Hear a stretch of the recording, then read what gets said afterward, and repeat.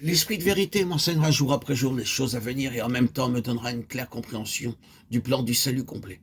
Car par le Saint-Esprit, nous savons clairement comment devenir juste et droit devant Dieu, comment tous nos péchés sont pardonnés, comment le Seigneur lui-même est notre sanctification et notre justice. Il dit également, je vous montrerai les choses à venir. Nous saurons intérieurement avant qu'elle arrive qu'une chose va arriver. Un homme va me voir, il me dit qu'il voulait retourner dans son village. Je dis, je vais prier le Seigneur pour trouver la volonté de Dieu. Je priais, Seigneur, cet homme veut s'en aller. Veux-tu, s'il te plaît, avoir l'amabilité de me montrer quelle est ta volonté? Ainsi, je lui dis que nous avions prié, mais que je n'avais pas la paix. Soyez assez aimable pour différer votre départ. Il resta à contre-cœur. Le train qu'il devait prendre eut un accident. Une collision eut lieu entre son train et un train de marchandises et eut plusieurs centaines de morts. Il vint alors me voir et me dit « Merci beaucoup de m'avoir retenu ». Au début, il était désolé que je n'ai pas de direction, mais le Saint-Esprit me prévenait d'être très prudent. Le Seigneur, par le Saint-Esprit, nous promet et nous prévient en nous disant souvent ce qu'il faut faire ou ne pas faire. Il nous faut être attentifs et discerner ce qui est de l'esprit, de notre volonté propre ou de notre imagination. C'est comme cela que nous pouvons avancer. Rappelons-nous qu'il est l'esprit de vérité et il nous montre clairement la voie du salut et la pleine signification de l'amour de Dieu.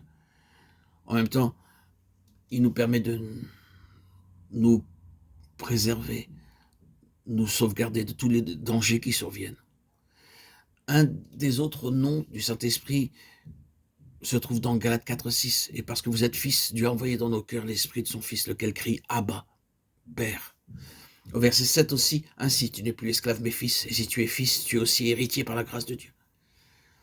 L'esprit du Fils de Dieu nous donne la liberté et la hardiesse de faire appel à Dieu en tout temps. Il n'y a pas de crainte à avoir, même si parfois le Père peut nous reprendre. Nous avons la hardiesse d'aller directement au trône de Dieu.